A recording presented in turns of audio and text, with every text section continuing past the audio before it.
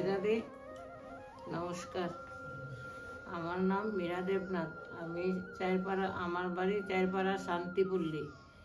আমি জ্ঞান কিমতি সৎসঙ্গের সাথে জড়িত বিগত 5 বছর ধরে। আমার সম্মুখ যারা রয়েছেন, যারা জ্ঞান কিমতি চ্যানেল দেখছেন, সবাইকে আমার নমস্কার, রাধে রাধে। আমি একটু গীতার কথা আলোচনা করব। রাধে রাধে। গীতা দেখেন, গীতা হলো সর্বশাস্ত্রের শিরোমণি। গীতার ভগবান হলো শ্রীকৃষ্ণ। শ্রীকৃষ্ণ কি বলে গেলেন, আমরা সবাই মানছি গীতার ভগবান শ্রীকৃষ্ণ। শ্রীকৃষ্ণ কি বললেন, কি করছেন, তাকে আমরা লক্ষ্য করছি না। কেন?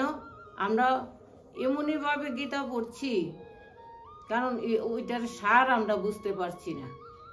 সার না বুঝে আমরা কি করলাম, শুধু পড়তে থাকলাম, গীতা পড়া শুনতেই থাকলাম। এখন আমরা সৎসঙ্গে এসে জানতে পারলাম যে গীতার যে মাহাত্ম্য কি, আর শ্রীকৃষ্ণ কি বলে গেছেন তাও আমরা বুঝতে পারলাম ধীরে ধীরে, যে কতটুকু রহস্য এর মধ্যে রয়েছেন তা আমরা পেছনে পড়িয়াছিলাম। এখন আমরা ঈশ্বরের কৃপা যাতে সামনের দিকে আগাতে পারি। আর যারা জ্ঞান কিমতি দেখছেন তারাও এর মধ্যে যোগাযোগ করে আগাতে থাকেন। তাহলে আশা করি আমরা সবাই মিলে ভালোই হবে। তা আমরা ভাবছি, দেখেন শ্রীকৃষ্ণ কি বলে গেছেন। শ্রীকৃষ্ণ পূজা করে গেছেন 5 তত্ত্বকে পূজা করে গেছেন। আর আমরা কি করছি, আমরা জড়মূর্তিকে পূজা করছি। তো ওইটা আলাদা হয়ে গেল। কিন্তু কৃষ্ণ কৃষ্ণ বললাম, কৃষ্ণর কর্মকে আমরা ফলো করতে পারছি না। কেন? আমরা অজ্ঞানতার মধ্যে ছিলাম। এখন মনে করতেছি যে সৎসঙ্গে এরকমই একটা হীরার মতো সৎসঙ্গ, এর মধ্যে আসলে হীরার মতো জিনিসও আমরা পেয়ে যাব। যাতে গীতার মধ্যে দিয়ে গেছেন, দেখেন 5 তত্ত্বকে পূজা করছেন, 5 তত্ত্বকে পূজা করছেন, অগ্নিকে পূজা করছেন, বায়ুকে পূজা করছেন, পর্বতকে পূজা করছেন শ্রীকৃষ্ণ। তবে তাকে আমরা ফলো করছি না। কেন ফলো করছি না? আমরা বুঝে গেছি যে আমরা জড়মূর্তিকে পূজা করব। জড়মূর্তির মধ্যে পূজা করে কি পাবো, কি তেনে কথা বলে না, যেমন যা কিছুই আমরা আজকে পূজা করছি, কালকে নিয়ে বিসর্জন দিয়ে দিচ্ছি, তা আমরা মন মতে করে নিচ্ছি। তো সবাই দেখুন এটা, যে কিসের মধ্যে আমরা ফেসে গেছি। যেরকম শ্রীকৃষ্ণ বলে গেছেন, পূজা আমাকেই করো, নমস্কার আমাকেই করো, তবে তোমাদের সব কিছু পূজা হয়ে যাবে। তা আমরা মানতে পারছি না। কেন? সব মানি ভগবান একজন, কিন্তু কথা মানছি না। কেন? আমরা ওই পাণ্ডব আর কৌরবের মতো হয়ে গেলাম। পাণ্ডব যেমন শ্রীকৃষ্ণকে মানছেন, শ্রীকৃষ্ণকে ফলো করছেন, যেভাবে বলছেন সেভাবেই করছেন, সব কিছু শ্রীকৃষ্ণের মধ্যে অর্পণ করে দিচ্ছেন। কিন্তু কৌরব তো তা করছেন না। কৌরব কিন্তু মানছেন শ্রীকৃষ্ণকে, জানেন শ্রীকৃষ্ণ ভগবান, তবু মানছেন না। তবে আমরা ওই রকমই মনে করছি। দেখুন, আমরা যে এরকম ভাবে চলতে হবে যে শ্রীকৃষ্ণ রাম কি বলে গেছেন, তাদেরকে আমরা ফলো করতে হবে। তাদেরকে ফলো করলে আমরা বুঝতে পারবো যে আমরা কি কর্ম করছি, কোনটা সৎকর্ম করছি, কোনটা পাপ কর্ম করছি। পাপ কর্ম হয়ে যায়, আপনি হয়ে যায়, কিন্তু পুণ্যটা করতে লাগে। পুণ্যটা যদি আমরা না করি তাহলে হয় না। কর্ম করতেই হবে, কর্ম দ্বারাই আমাদের পুণ্য হবে। কর্ম না হলে, কর্ম দ্বারাই পাপ হয়, কর্ম দ্বারাই পুণ্য হয়। তবে আমরা ওইটা চিন্তা কোন জায়গায় গেলে আমরা বুঝতে পারবো, ওই সৎসঙ্গে আসলে আমরা বুঝতে পারবো যে পুণ্য আর পাপ কি, ওই রাস্তাটা আমরা দেখতে পারবো। যেরকম গীতা বলা হয়েছে যে গীতা একটি দর্পণ, গীতার সামনে যদি যায় তবে গীতা পড়লে দর্পণ হয়ে যায়, সামনে কি পরে দেখা যায়। তবে আমার সৎসঙ্গে আসলে আমাদেরও এরকম হবে যে আমরা সামনে আয়নার সামনে আমরা সদ্গুরু আমাদেরকে দাঁড়া করিয়ে দেবে, তখন দেখতে পারবো যে আমাদের মধ্যে কি রয়ে গেছে, কি আছেন। তবে তা আমরা কি করে বুঝবো, কি করে বুঝবো? যেরকম গীতাতে দেখলে আমরা ভিতরের কথা, গীতা পড়ে আমরা মনটাকে কি করছি, মনটা কোন দিকে যাচ্ছে, কোন দিকে বাড়ছে, ওইটা আমরা ফলো করতে পারছি। আর আমরা আয়নার সামনে দাঁড়িয়ে আমরা শরীরটার মধ্যে কি আছে তা আমরা দেখতে পারবো। ওই আমরা সদ্গুরু ওইটাই আমাদেরকে শিখাচ্ছেন, দেখাইয়ে দিচ্ছেন যে কোন দিকে যাব, কোন দিকে কর্ম করব, কি কর্ম করব, কিভাবে করব, সেটা রাস্তা আগে আমরা বুঝতে পারছি না। এখন সৎসঙ্গে এসে আমরা সব বুঝতে পারছি যে কি হবে, কোন দিকে যাব, আগামী দিনে আমরা কিভাবে চললে যে আমরা সৎসঙ্গের দিকে উন্নত হতে পারবো। সৎসঙ্গ দেখেন এমনই একটা জিনিস যে গীতায় তো হলো সর্বশাস্ত্রের শিরোমণি। এই সৎসঙ্গ হলো আমাদের জীবন নয়া একটা, যে জীবনকে কিভাবে পার করব, সে একটা বলে না যে স্কুলে গেলে পড়াশোনা হয়, কিন্তু বই দেয় পড়ার জন্য, কিন্তু মাস্টার লাগে শেখার জন্য। কিন্তু তেমনি আমরা এই সদ্গুরুর মাধ্যমে আমরা শিখতে পারছি যে কিভাবে আমরা জীবনরূপী নায়াকে পার করব, কিভাবে আমরা নৌকার মধ্যে উঠব, এই আমরা নৌকাকে কিভাবে পার করতে পারবো, সেই কথা আমরা ভাবতে পারছি এখন।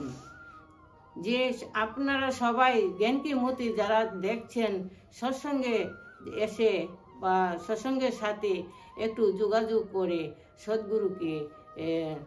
সদ্গুরুর সাথে যোগাযোগ করবেন, তাহলে আশা করি আপনারাও সেই জিনিসটা পেয়ে যাবেন।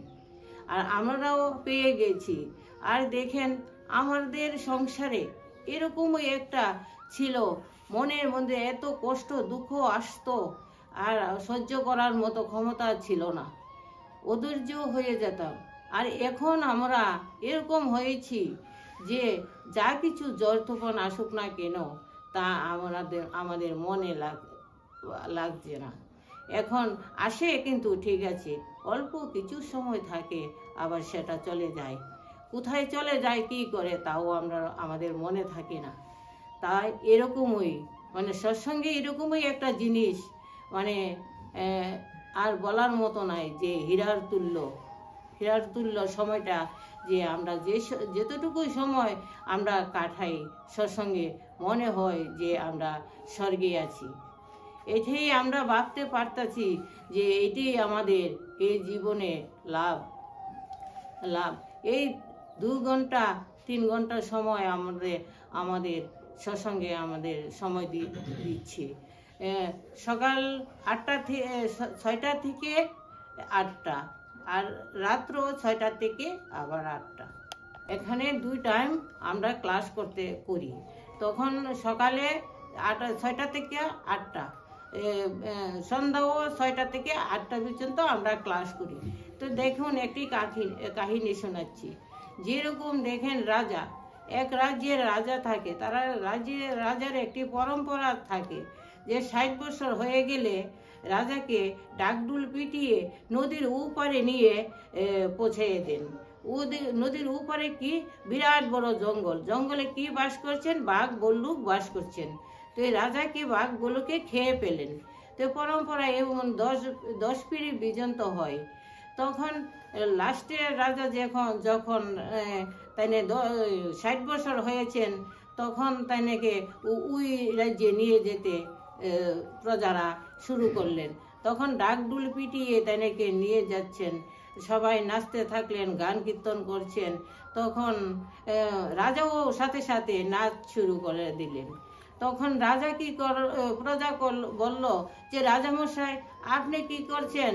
সব রাজাদেরকে আমরা বিদায় দিচ্ছি, কান্না করতে করতে যাচ্ছে, আপনি তো নাচতে নাচতে যাচ্ছেন, আমাদের সাথে গান কীর্তন করছেন, আপনার কি একটু ভয় লাগছে না? রাজামশাই বলল, আমার কিসের ভয় লাগবে? আমি তো এই রাজ্যে থাকতে ওই রাজ্যে একটি রাজধানী বানিয়েছি। আমি এখন গিয়ে এ রাজ্যে যেরকম আমি রাজার সিটে বসেছিলাম, ওই রাজ্যে ওই নদীর উপরে গিয়েও আমি রাজার সিটে বসে যাব। তবে দেখেন আমাদের মধ্যে কতটুকু জানতে হবে যে আমাদের কিভাবে কি করতে হবে। ওইটা দিয়ে আমরা কি বুঝতে পারলাম যে আমাদেরও জীবন কাহিনী, যে রাজা উপরে গিয়ে বসবো, রাজার সিটে বসবো। রাজা তো এ পার থেকে ওই পারটাকে বানিয়ে নিয়েছেন, আর আমাদেরকে এটাই করতে হবে। যেরকম এই দুনিয়ার থাকতে আমাদের এই দুনিয়াটাকে আমাদের বানাতে হবে। এই দুনিয়ার মধ্যে কিভাবে বানাতে হবে? সৎসঙ্গে এসে আমাদের এই রাস্তাটা আমরা খুঁজে বের করছি, আর ওইটাকে বানাতে হবে। এই সৎসঙ্গের মাধ্যমে আমরা ওই রাস্তাটা পেয়ে গেছি। ওইটা এই দুনিয়া থাকতে থাকতে আমরা ওই দুনিয়ার ওটা আমাদেরকে বানাতে হবে। স্বর্গ কিভাবে পাইতে পারবো, এইটা আমরা লক্ষ্য, এইটাই থাকতে হবে। যে আমরা কোন দিকে যাব, কোথায় যাব, এইটা বললে আমাদের হবে না। যেমন আমাদের দেখেন এক জায়গায় যেতে হলে লক্ষ্য এক জায়গাতেই থাকে। এখন যেমন আমরা বেড়াতে যাচ্ছি, যেমন লক্ষ্য আমাদের এক জায়গাতেই যেতে হবে। তো এই লক্ষ্য তো এখানেই থাকবো। আমরা তো সামনে রাস্তা কোনো মাঝখানে রাস্তা নামবো না। তো আমাদের লক্ষ্য কি? জন্ম তো হয়েছে, আমাদের যাইতে হবে। তো যাইতে যে হবে, আমরা কি নিয়ে যাব? আমরা তো নিতে হবে, আমাদের পুঁজি বাঁধতে হবে। তো পুঁজি কি আমাদের যাওয়ার পথে বাঁধতে পারবো না? এখন থেকে বাঁধা শুরু করতে হবে। তো বলছেন যে না, এখান থেকে বাঁধা শুরু করতে হবে, বা বেডিং পত্র সব কিছু গুছিয়ে নিতে হবে। তাহলে আমাদের হবে যে স্বর্গ কিভাবে যেতে হবে। তবে আমাদের রাস্তায় কোনো বাধা বিঘ্ন আসবে না। এই সৎসঙ্গের মাধ্যমে সৎসঙ্গে এসে আমরা কি করব? আমরা 10 ইন্দ্রিয়কে সাজাতে হবে। যেরকম আমরা 10 ইন্দ্রিয়, চক্ষু, কর্ণ, নাসিকা, জিহ্বা, ত্বক, হাত, পা, গুজদা, লিঙ্গদ্বার, মুখ, আমরা 10 ইন্দ্রিয়কে কে সাজাবে? আমাদেরই তো সাজাতে হবে, অন্য কেউ সাজাবে না। 10 ইন্দ্রিয় সাজানোর জন্য আমরা কোথায় আসতে হবে? আমরা সৎসঙ্গে আসতে হবে। সৎসঙ্গে না আসলে আমাদের এই 10 ইন্দ্রিয় সাজানো সম্ভব নয়। কারণ আমাদের বয়স হয়েছে, দেখেন 50-60 বছর হয়েছে, এখন পর্যন্ত আমরা 10 ইন্দ্রিয় সম্বন্ধে জানতেই পারছি না। আর এখন সৎসঙ্গে এসে আমরা 5 বছরের মধ্যে জেনে গেলাম যে আমাদের ইন্দ্রিয় সম্বন্ধে, শরীরের সম্বন্ধে, বা কিভাবে আমরা সৎভাবে চলবো, কিভাবে আমরা স্বর্গের রাস্তা বানিব, সব দিকেই আমরা বুঝতে পেরেছি। এখন আমি এখানেই রাখলাম। সবাইকে শুভেচ্ছা জানিয়ে এখানে আমি রাখলাম। রাধে রাধে, নমস্কার।